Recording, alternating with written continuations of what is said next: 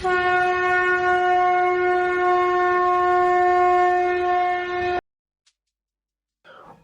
नमो नारायण। हिमालय कह रहा है। रचनाकार महायोगी पायलट बाबा जी। अलौकिक महापुरुष का संसर्ग। कैमूर की घाटी ने मुझे एक नया संदेश दिया। पर्वत की इन घाटियों में शिकार की खोज में भटकते मुझे ऐसे दिव्य अलौकिक महापुरुष का संसर्ग मिला जिसका अर्थ मैं जीवन का इस स्थिति में आकर समझ पाया हूँ।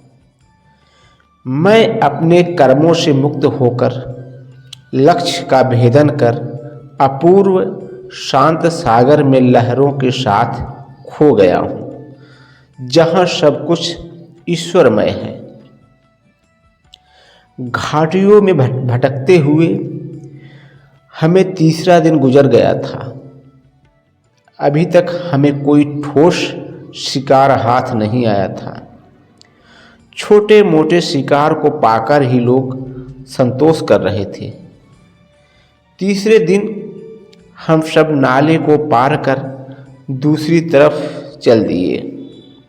कुछ गांव वालों को हाके के लिए भेज दिया था, पर मैं अकेले गुप्त धाम को पार कर बढ़ता जा रहा था।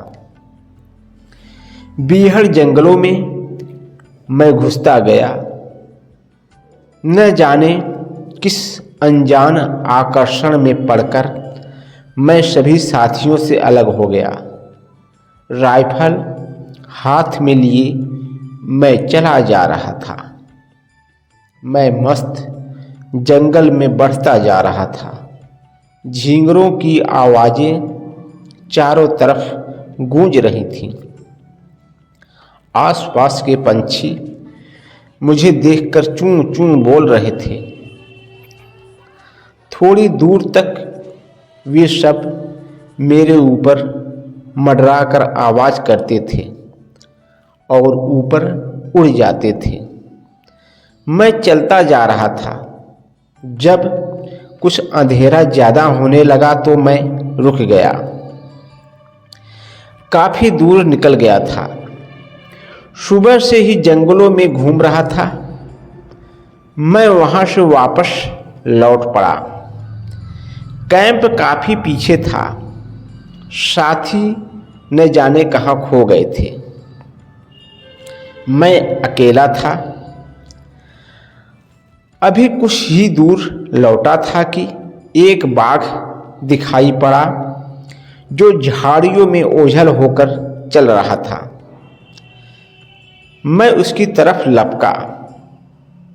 वह झाड़ियों से निकलकर भागने लगा। रह रहकर वह मुझे देख रहा था। मैं राइफल लेकर उसके पीछे पीछे दौड़ रहा था। वह चाहता तो भाग जाता, पर वह मेरे और अपने बीच कुछ दूरी रखकर तेज चल रहा था। मैं पीछा करता रहा। घंटों दौड़ धूप और आंख मिचौनी के बाद मैंने राइफल से बाघ के पिछले पैर पर वार कर दिया। गोली बाघ को जा लगी और वह लंगड़ाता हुआ भागा। मैं पुनः उसके पीछे हो लिया, यह सोचकर कि वह कहीं न कहीं जाकर अवश्य मरेगा। कुछ दूरी पर जाकर वह रुक गया। बड़ी बड़ी आंखों से वह मुझे देख रहा था। मैंने राइफल को पुनः ऊपर उठाया, तभी वह एक कंदरा में घुस गया। मैं वहां पहुंचा तो देखा वह एक बड़ी गुफा थी। गुफा के दरवाजे से प्रकाश आ रहा था। मैं गुफा में प्रवेश कर गया। मैं पूरी तरह प्रकाश में नहा गया। सामने से प्रकाश किरणें निकलकर गुफा को प्रकाशित कर रही थी। गुफा के मध्य एक महात्मा बैठे थे जो अपने दाहिने पैर को सहला रहे थे। उनके पैर से खून टपक रहा था। उनकी जटाएं लंबी लंबी थी, आंखें जल रही थीं। वे कभी रक्त को साफ कर रहे थे और कभी मुझे रह रह कर देख रहे थे। मैं राइफल को लिए गुफा के दरवाजे पर खड़ा था। मैं विस्मय से युक्त मौन होकर एक नज़र से देख रहा था। बाबा की आंखें बाघ की आंखों की तरह चमक रही थीं। मुझे विस्मय में मौन खड़ा देखकर बाबा ने कहा, अब मारते क्यों नहीं? क्या फर्क है बाघ में और मुझ में? वह भी जीव है, मैं भी जीव हूँ। वह जानवर है, मैं आदमी हूँ, पर हम दोनों प्राणी हैं, जीवधारी। दोनों को जीवन का भय है। तुम्हें शिकार खेलने की भूख है। तुम आज तक जानवरों का शिकार कर रहे हो, कल आदमी का शिकार कर सकते हो। उस बाघ की तरह मुझ पर गोली क्यों नहीं चलाते? आदमी से हमदर्दी क्यों? आदमी तो सबसे खतरनाक जानवर है। फर्क तो केवल तुम लोगों ने बनाया है। जंगल के ये जानवर तुम्हें क्या कष्ट दे रहे हैं? वे कुछ मांग नहीं रहे हैं, तुमसे कोई शिकायत नहीं कर रहे हैं, फिर भी तुम उन्हें मार रहे हो। जो कुछ व्यक्त नहीं करते, अपने विचारों को व्यक्त नहीं कर सकते, इन विवश और असहाय जीवों को मारकर तुम्हें क्या मिलेगा? जो तुम्हें विनाश की ओर ले जा रहा है। जो आदमी आदमी का खून कर रहा है, वह आदमी आदमी का शोषण कर रहा है। अराजकता और व्यभिचार का शिकार करो, आदमी को जीने को कहो। हिंसा और अत्याचार को मिटाओ, अहिंसा को जीने के लिए मार्ग दो। लूटपाट का शिकार करो, अमन का संदेश दो। जो समाज को दूषित कर रहा है, कौमी झगड़े फैलाकर आदमी को गुमराह कर रहा है, दंगा फसाद फैला रहा है, उसका शिकार क्यों नहीं करते? इन जंगलों में स्वतंत्र विचरण करने वाले जानवरों का शिकार कर अपने अहंकार को जिंदा रख रहे हो। उन आदमियों के मन को गोली मारो, उनके व्यवहारों को बंधन दो जो अपने स्वार्थ के लिए लाखों का कत्ल करा रहे हैं, जमाखोरी कर भूखे मरने के लिए मजबूर कर रहे हैं, महंगाई को आसमान तक चढ़ा रहे हैं। अगर तुम्हें जंगल के इन जानवरों को मारकर आराम मिलता है, मन को शांति मिलती है, तो मैं भी जंगल का एक जानवर हूं। तुम मुझे क्यों नहीं मारते? मैं अवाक होकर बाबा को देखता रहा। एक अजीब तेज उनके चेहरे पर चमक रहा था। एक अनोखा सम्मोहन उनकी बाड़ी में था। वे अर्ध मुद्रा में झुककर बैठे थे। उनके तेज में न जलन थी न शीतलता। उसमें एक आकर्षण था, खिंचाव था। मैं राइफल फेंककर बाबा के पैर पर जाकर गिर पड़ा और फूट फूट कर रो पड़ा। मेरे जीवन का यह पहला अवसर था जब मैंने अपने आप को रोते पाया। मैं प्रायश्चित के गहरे सागर में खोकर रोता जा रहा था। बाबा ने अपने घाव को भुला दिया और मेरा सिर अपने हाथ से सहलाने लगे।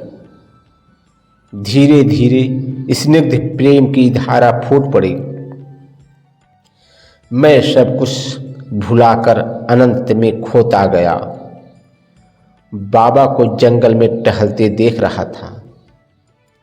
दूसरी तरफ थोड़ी ही दूरी पर मैं भी भटक रहा था। बाबा ने मुझे देख लिया था, पर मैंने नहीं देखा। मेरे और साथी भी भटकते नजर आए। सामान्य गति में जंगल की क्रिया चल रही थी। उसकी शांति में हम लोग शिकारी बनकर विघ्न पैदा कर रहे थे। तभी बाबा बाघ का रूप धारण करते नजर आए और दौड़ते हुए हमारे साथ के लोगों के सामने से गुजरे। वे लोग बाघ का पीछा कर रहे थे।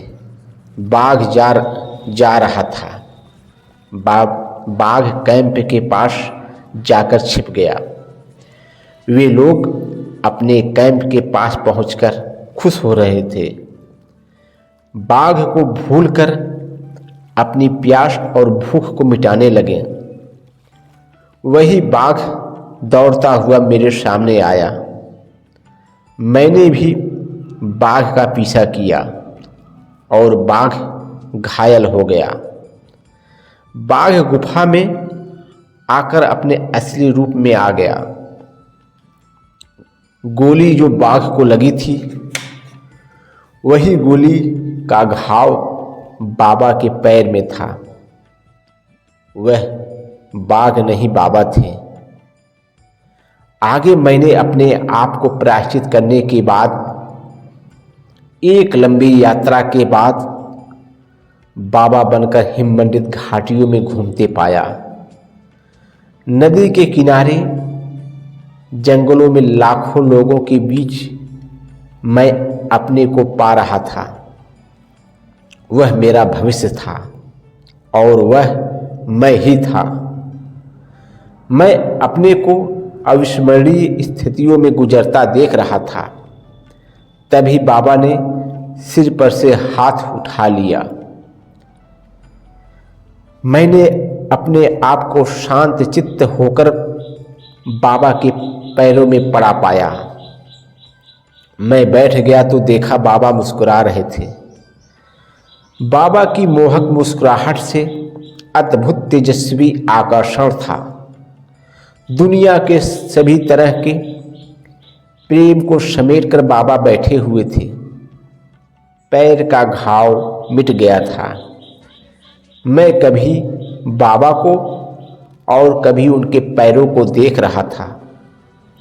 इसके पहले मैंने बाबा को अनेक बार देखा था, पर ऐसे कभी नहीं देखा था। बाबा रह रहकर मुस्कुरा रहे थे।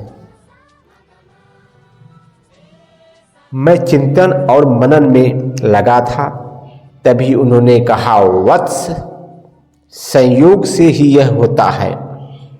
बिना संस्कार के संयोग का निर्माण नहीं होता।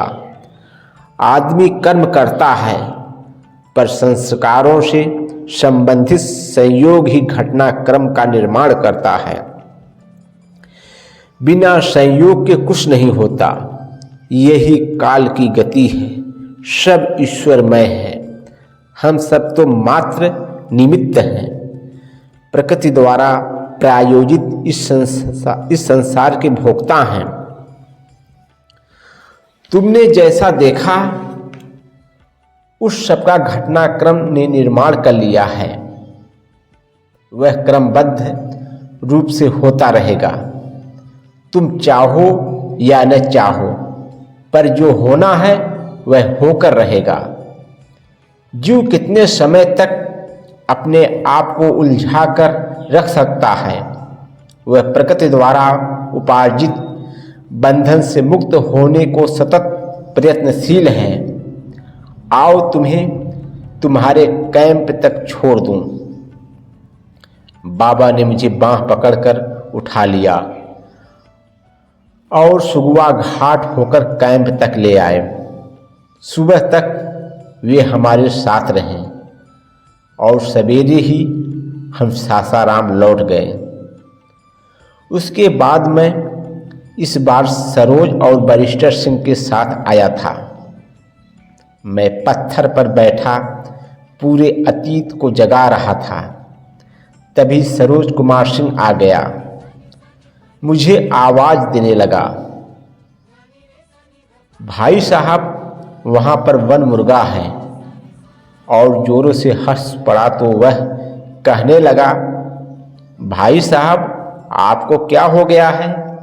हम लोग कुछ देर के बाद दरिगांव आ गए। वहाँ सब कुछ सोया हुआ नजर आ रहा था। दरिगांव की शान शौकत उठकर सासाराम में आ गई थी। बाद में मैं और सरोज बनारस आ गए, जहाँ कविता, सविता, किरण, सरोज की बहनों से भेंट हुई।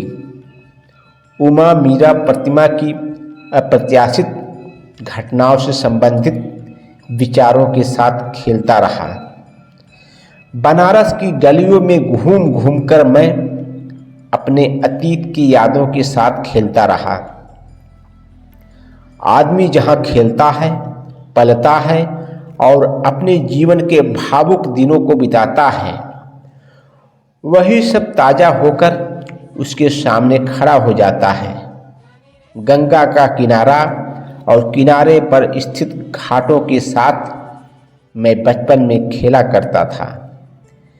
हिंदू विश्वविद्यालय का परिसर और उसकी दीवारों के साथ जीवन के कितने बसंत जुड़े हुए थे। कैसे कैसे आदमी को निर्माण कर अपने जीवन के सफर में यह भेज चुका है, पर अपनी चार दीवारियों के बीच खड़ा नूतन निर्माण में मग्न है। वह वही था। वह किसी से कुछ नहीं कह रहा था। वह वैसा ही था जैसा कल था। गंगा का हार पहने काशी अपने अतीत की गाथाओं को गा रही थी। वाराणसी नवीन संस्करणों में व्यस्त थी। विकास के नाम पर एक नया दौर शुरू हो गया था। फिर भी काशी तो काशी ही थी। मैं बहनों के अंकुरित मन की भावनाओं को पढ़ रहा था, लेकिन मैं कर भी क्या सकता था। थोड़ी देर का मेहमान जो था, मैं अपने सफ़र में चलता ही रहा। सरोज को लेकर इलाहाबाद में संजय से मिला और वहाँ से सीधे गुवाहाटी पहुँच गया। दूसरे दिन अपनी ड्यूटी पर हाजिर था। हृदय नारायण सिंह, चंद्रमा सिंह और ममता को रोते छोड़ आया। गुलबिया की होली को ठुकराया आया। शिलांग में लक्ष्मी पहले ही आ गई थी। वह मेरे जीवन की एक संपदा थी। वह मेरे लिए मार्ग भी थी और अवरोध भी। हमने कुछ वायदे किए थे जिन्हें साकार करना था।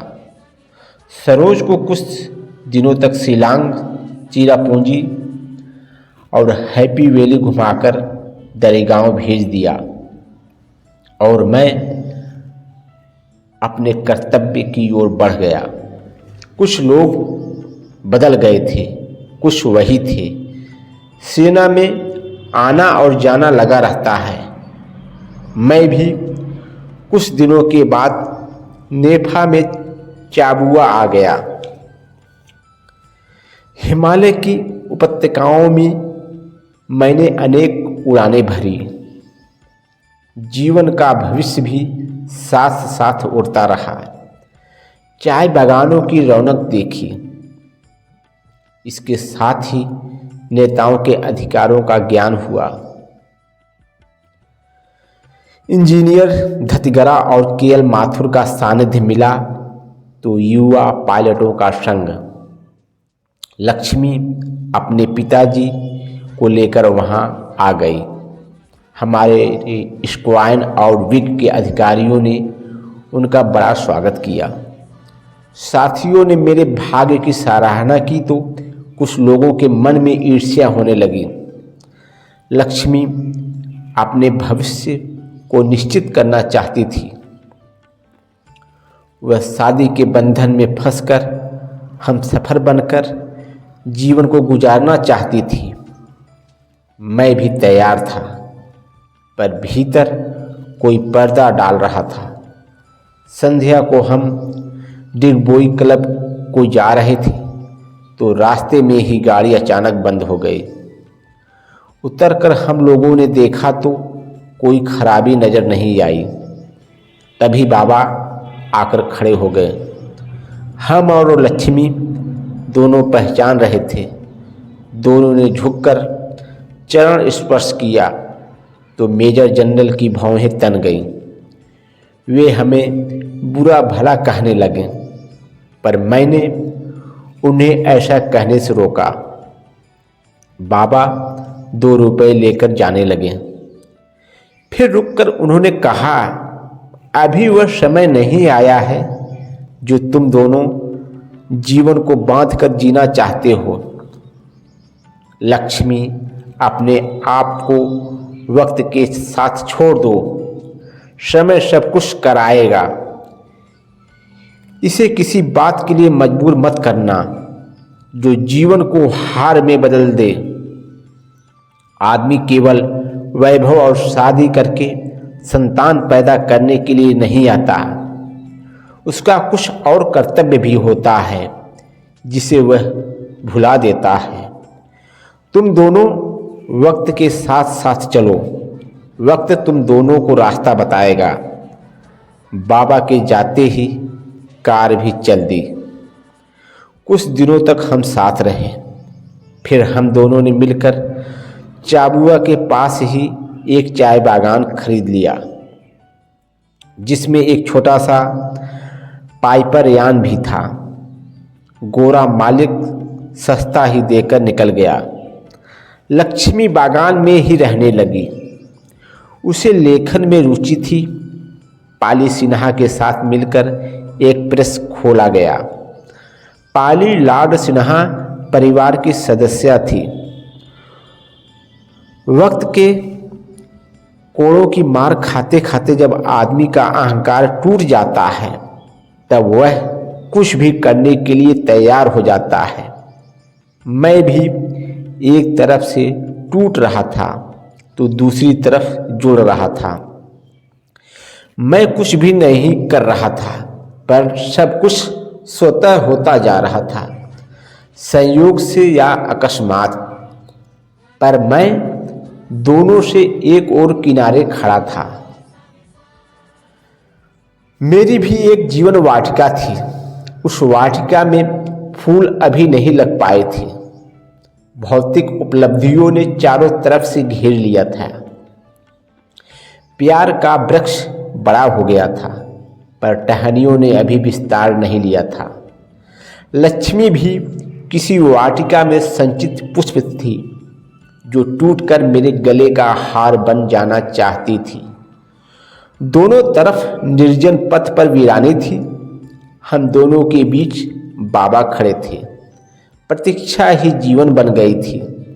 आशाएं दीप बन रही थीं। उम्मीदें पगडंडी बनकर रास्ता बता रही थीं। हम काफ़ी दूर थे, पर भविष्य के लिए पूर्व में ही व्यवस्था कर रहे थे। हमारे पास ऐश्वर्य के सभी साधन उपलब्ध थे। तभी अचानक स्क्वाड लीडर मार्टन क्रॉस कर गए और उन्होंने इस दुनिया से अलविदा ले ली। सारा कैंप सिहर गया था। ऐसा हमेशा होता रहा है, पर यह होता नहीं अगर मार्टन ने मेरी बातों पर ध्यान दिया होता।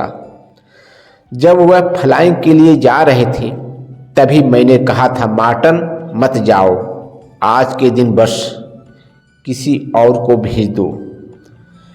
मैंने दौड़कर उन्हें पकड़ लिया था। दोस्त, यह मैं नहीं कह रहा हूँ। मुझसे कोई तुम्हें रोकने के लिए मजबूर कर रहा है। तुम आज रुक जाओ। हंसी मारा कोई और इस विमान को पहुंचा देगा। तुम्हारे साथ कुछ होने वाला है, प्लीज मार्टन रुक जाओ। अगर तुम गए तो कुछ हो जाएगा। ऑफिसर नहीं माना। मैंने उसकी पत्नी को फ़ोन करके खबर की कि मार्टन को प्लीज रोक लो, हम में से कोई भी यह फ्लाइट कर लेगा।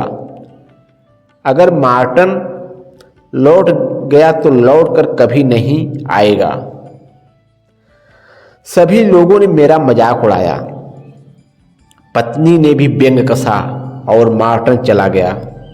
हाशिमारा लैंड करने से पूर्व भी क्रैश हो गया।